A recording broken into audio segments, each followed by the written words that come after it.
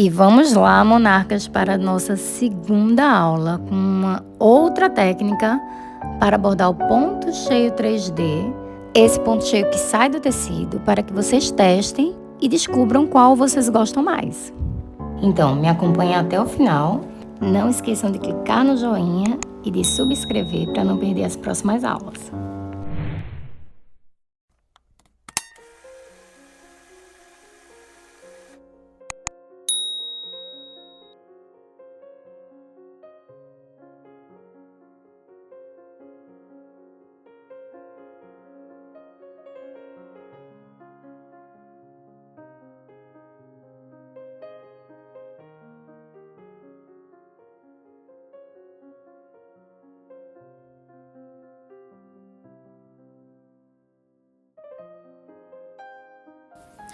Então, monarcas, na aula passada a gente aprendeu a bordar o ponto cheio 3D com a técnica das várias camadas, que é uma técnica que eu gosto muito, que dá bastante volume, que você pode acrescentar a quantidade de camadas que você achar melhor dependendo do tamanho do bordado.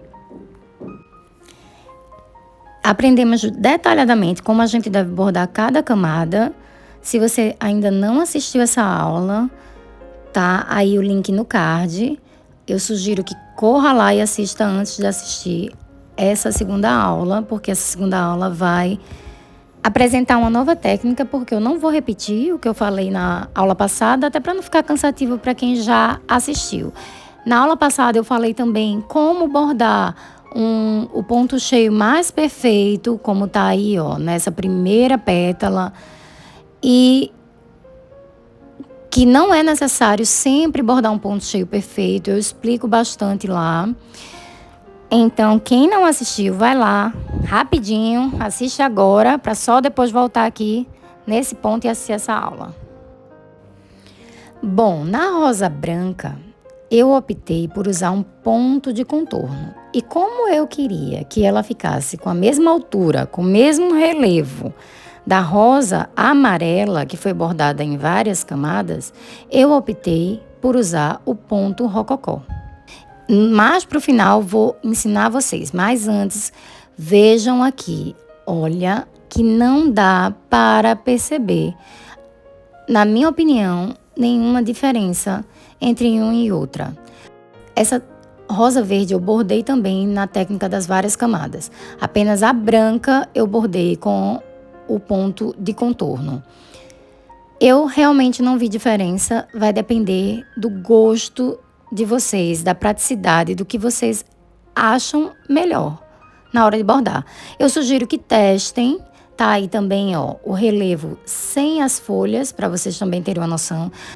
Eu sugiro que vocês testem, não fiquem só olhando o que eu bordei, testem em casa, porque vocês precisam sentir realmente cada técnica e sentir o que é melhor para vocês.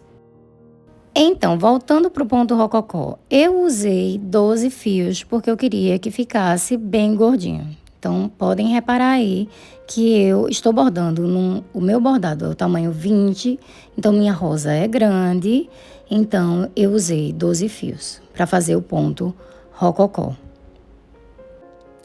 Eu não filmei o ponto rococó porque eu já tenho uma aula sobre isso aqui, mas para facilitar para vocês, eu vou pegar alguns trechos do vídeo aula que eu ensino a fazer essa técnica do ponto de contorno, do ponto rococó embaixo e colocar aqui para vocês não terem que ir lá e voltar, porque depois eu vou ensinar para vocês como eu fiz essa camada por cima do ponto rococó. Para quem quiser, de todo jeito, assistir o vídeo completo do ponto rococó, eu vou colocar o link na descrição desse vídeo e no card aqui em cima.